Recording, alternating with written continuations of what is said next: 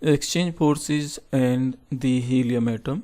This is the title of this present video lecture. This comes under the quantum mechanics and myself, Dr. Sushil Kumar. So the first slide of this presentation is number 1. As usual, I use the supporting physical concepts which remains required to understand any topic. So 5 supporting physical concepts I have considered here, which may be useful to understand this particular video lecture. Number 1, identical particles used here. Sometimes one use that indistinguishable particles like electrons, protons and neutrons. I have considered here the helium atom, which have 2 electrons, and those electrons are identical particles.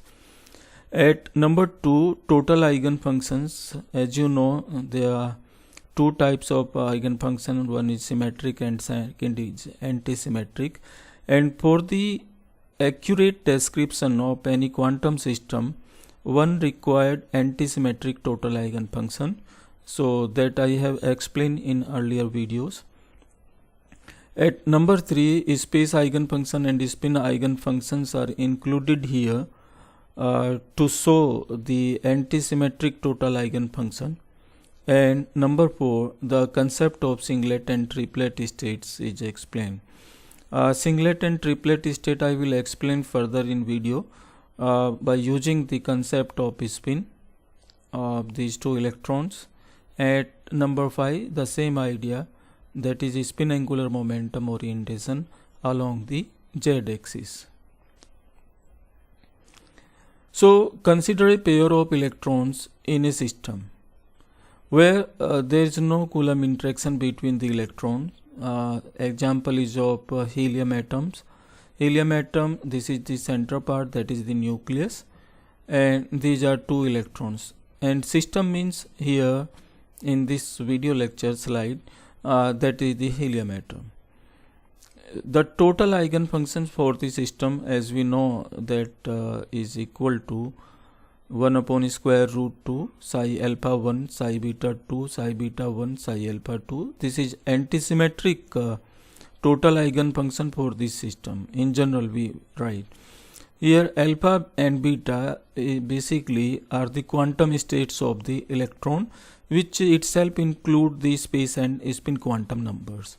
But here we will describe this space and spin quantum numbers right separately.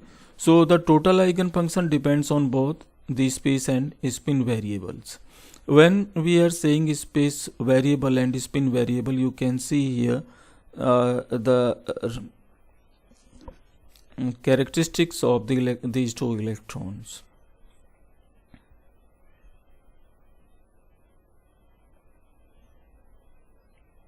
This can be written as the total antisymmetric जो function है, that can be written as is product of the space eigenfunction and spin eigenfunction. And now there are 2 ways to write antisymmetric total eigenfunction. One possibility is that we use a symmetric eigenfunction and antisymmetric spin eigenfunction. Second possibility is that we use antisymmetric space eigenfunction and symmetric spin eigenfunction. So we have to write the symmetric and antisymmetric space eigenfunctions first of all, and then after antisymmetric and symmetric spin eigenfunctions. So by this way, one can find out the antisymmetric total eigenfunctions by using these 2 ways. One can, I'm repeating again that one can use symmetric space eigenfunction and antisymmetric spin eigenfunction. And the second possibility is one can use antisymmetric space eigenfunction and symmetric spin eigenfunctions. So the product of these 2 will provide the antisymmetric total eigenfunction about that system. So the first of all, the normalized symmetric and antisymmetric space eigenfunction. Here we have used A and B for the space eigenfunctions. quantum numbers that I will explain into the next slide. So normalized symmetric and antisymmetric space eigenfunction is 1 upon square root 2 psi a1 psi b2 psi b1 psi a2. This is symmetric space eigenfunction, and antisymmetric 1 upon square root 2 psi a1 psi b2 minus psi b1 psi a2. This is antisymmetric space eigenfunction. So in case of symmetric space eigenfunction, you have seen the important point is this positive sign, and here in antisymmetric, that is the negative sign. So this was about the space eigenfunction that is symmetric and antisymmetric.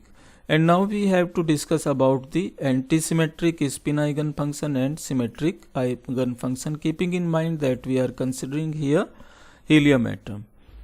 So now psi a and psi b2 and psi b1 psi a2 are normalized, where a and b represent the set of three space quantum numbers.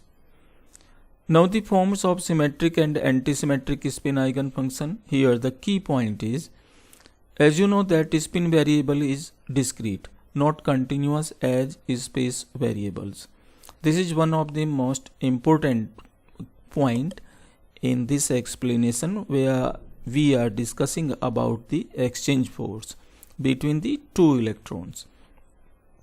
And the example of it, of this statement, where we are saying spin variable is discrete and not continuous, is this one.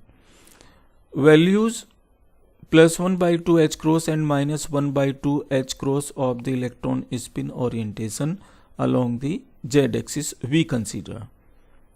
Right. So these are the discrete values, plus 1 by 2 and minus 1 by 2.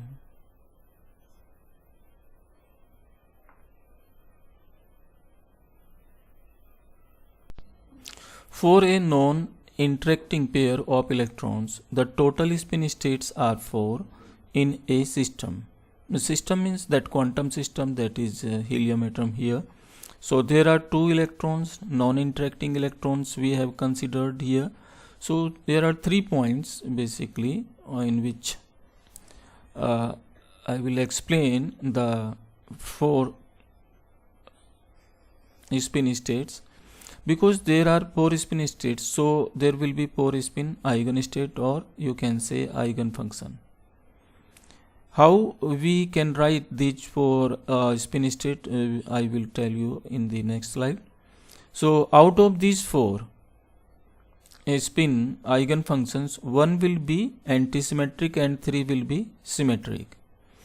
Spin eigenfunctions are in terms of plus 1 by 2 and minus 1 by 2 symbols. These symbols basically represent the spin up and spin down orientation of the electron. So these are the points, that there are 4 spin eigenfunctions. 1 is of the antisymmetric and 3 are of symmetric. And symbols we have used here, plus 1 by 2 and minus 1 by 2. So the antisymmetric spin eigenfunctions for two non-interacting electron is 1 upon square root 2 plus 1 by 2 minus 1 by 2 minus this minus 1 by 2 plus 1 by 2.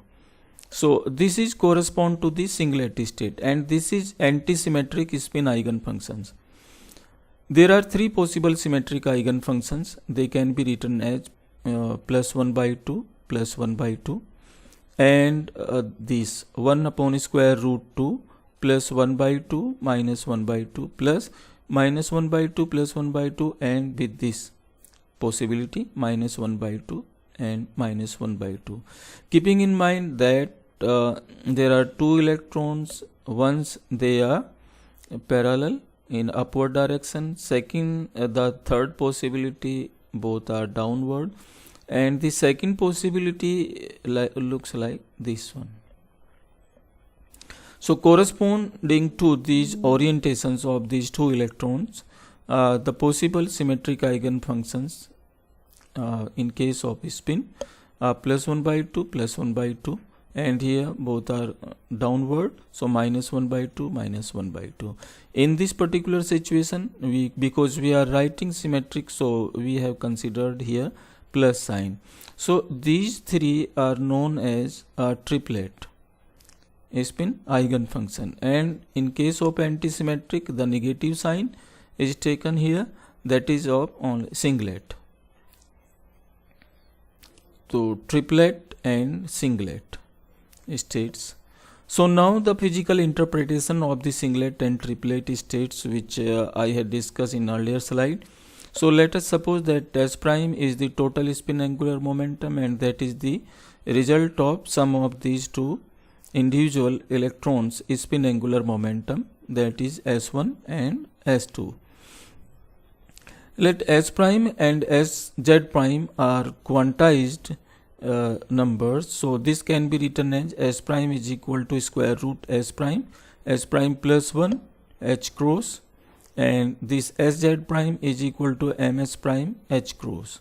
So if I consider here singlet state, in that situation both the electron spin angular momentum is anti-parallel, so one electron spin is upward, that is S1 is equal to plus 1 by 2 in terms of the notation, and S2 is equal to minus 1 by 2. So when we describe the total spin angular momentum S prime, that is equal to 1 by 2 minus 1 by 2, sum of these two spin angular momentum, that will be equal to 0, and because of that S prime is equal to 0. So in case of singlet state, S prime is equal to 0, that means total spin angular momentum of these two electrons is 0, and their magnetic quantum number that define basically orientation of this electron is also 0. And the second possibility with the triplet, that physical interpretation, you can see here this Z axis, and there are two electrons, both are parallel, so sum of these will be equal to 1. S1 is equal to 1 by 2, S2 is also upward direction, so 1 by 2 plus 1 by 2, that is equal to 1. That's why I am writing here S prime is equal to 1. So the orientation of this total spin angular momentum along the Z axis, basically that signifies the Ms number. Here you can see the orientation of this total spin angular momentum along Z axis 0, and here plus 1, and downward is minus 1. This minus 1, 0 and 1 basically is nothing. These are the magnetic quantum number which specify the orientation of this total spin angular momentum on Z axis, and this comes under this symbol Ms.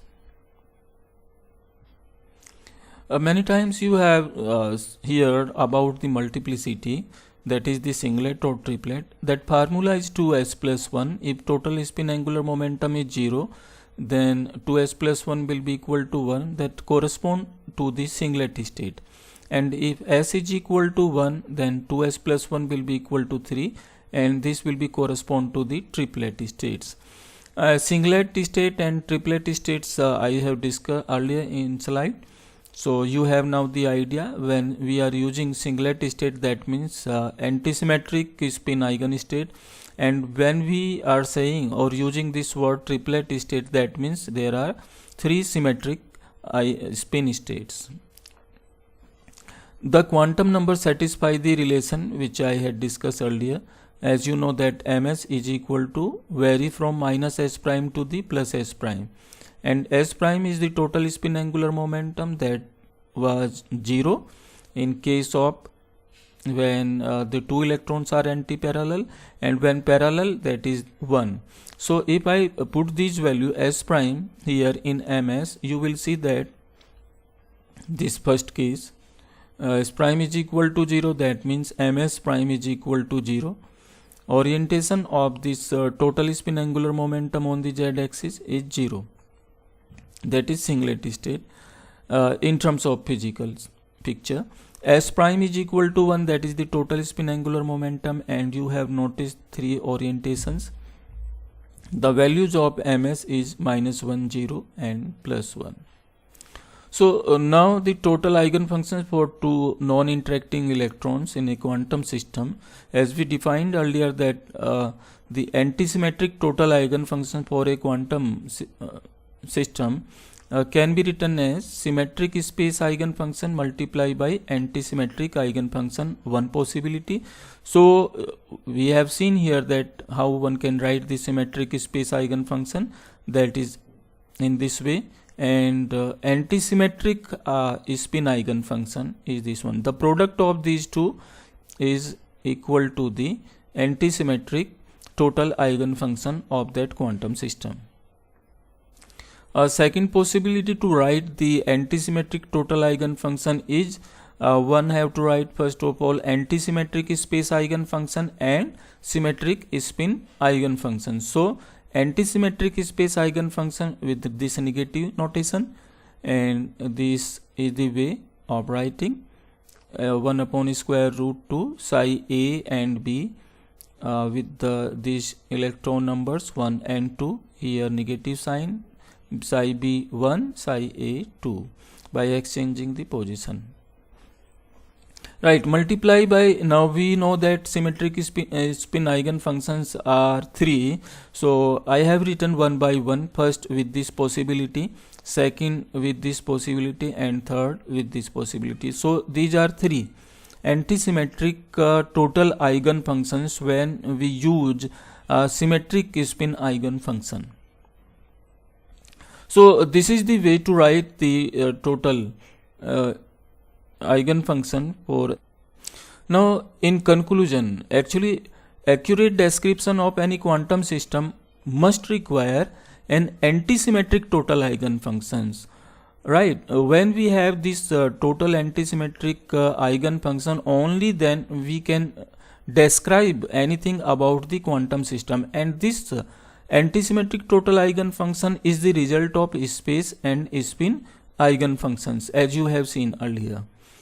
So where exchange of their labels leads to a coupling between their spin and space variables. This is one of the important key point when we exchange the labels of the particle, right? So that basically leads to a coupling between their spin and space variables, which further basically explain about the exchange force. The two non-interacting electrons results shows that they are acting under the influence of a force. That force basically is known as exchange force, and its sign basically depends on the relative orientation of their spins. Electrons spin parallel, whether that is parallel or anti-parallel. Thanks for watching this video. If it is helpful to you, then please like and share, and also subscribe the channel. For such video lecture you can visit my blog www.apnephysics.com. Thank you very much.